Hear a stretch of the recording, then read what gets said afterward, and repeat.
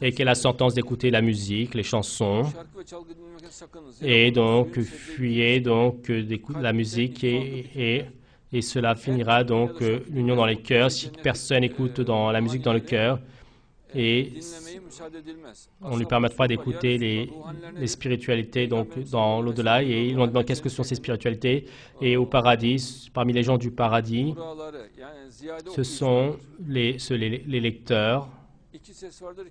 Il y a deux bruits que dans ce bas monde et dans l'au-delà ils sont donc maudits, l'instrument avec la voix et moi, j'ai été envoyé pour briser les instruments de musique. Moi, le davoul et le zourna, j'ai été envoyé pour les dévaster. Mais est-ce que ceci ressemble à une parole de notre prophète? Bien sûr que non. Mon frère, dans la parole de notre prophète, il y a une finesse et on le ressent dans tous les hadiths, on le voit. Moi, j'ai été envoyé pour, soi-disant, donc, briser les instruments de musique et le davoul et le zourna, non. Il est venu pour inviter les gens à la guider, pour apprendre le Coran aux gens, n'est-il pas? Il est envoyé pour inviter les gens sur un joli chemin et soi-disant donc ils disent que j'ai été envoyé donc pour les instruments de musique. Non, ce ne sont pas des hadiths vrais, ce n'est pas juste. Il y a une telle situation. Au temps de notre prophète, paix et mission sur lui, il avait des guerres et c'est une petite communauté. La nuit dans le désert, ils dorment. Par exemple, imaginons 2000 personnes dorment dans le désert. Il peut y avoir un siège à chaque moment. Maintenant, dans une tente, s'il s'amusait avec le davoul et le zourna, et donc il ne sera pas possible de constater le bruit de l'armée en face qu'il vient. C'est pour cela qu'il a interdit. Et le bruit de davoul, donc il fait boum, boum, boum. Les bruits de pas, les bruits de chevaux, ils seront perdus. Ce ne sera pas possible d'entendre le bruit d'une armée qui vient. Et si avec le zourna, une sorte de flûte entre guillemets, tu joues également, tu ne entendras rien du tout, donc des chevaux, l'ennemi. Pour cette raison, en tant que mesure passagère, notre prophète a mis ces mesures. Par exemple, imaginons que le pain, notre prophète dit que, par exemple, tout le monde ne va pas manger plus qu'un demi-pain. Qu'est-ce que cela? Est-ce que cela signifie que toute notre vie, on ne va pas manger plus qu'un demi-pain? Non, c'est la pratique à ce moment-là.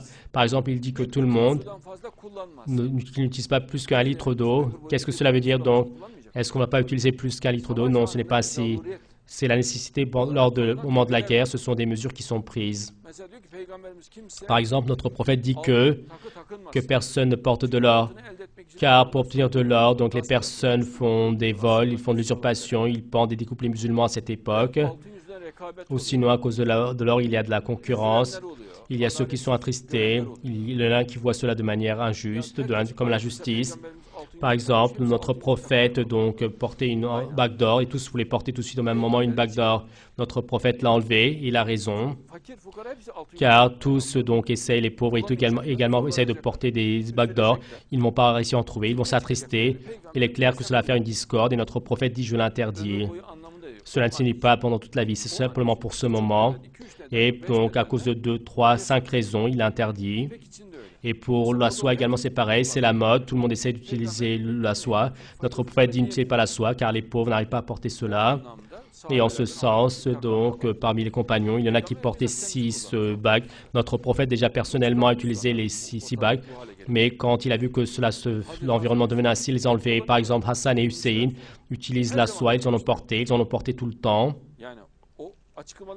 Et même après cette explication, ils en ont porté, car notre prophète dit dans le sens large, pour qu'il n'y ait pas de discorde, sinon ce n'est pas parce que la soie en elle-même est interdite, est illicite. Pour cette raison, concernant cela, nos frères qui regardent cela doivent regarder avec cet œil. Même en ce moment, c'est ainsi. Par exemple, dans une situation de guerre, que tout le monde éteigne l'électricité. Donc, éteindre l'électricité, ce n'est pas obligatoire, c'est une mesure passagère. Et je ne sais pas si j'ai réussi à expliquer.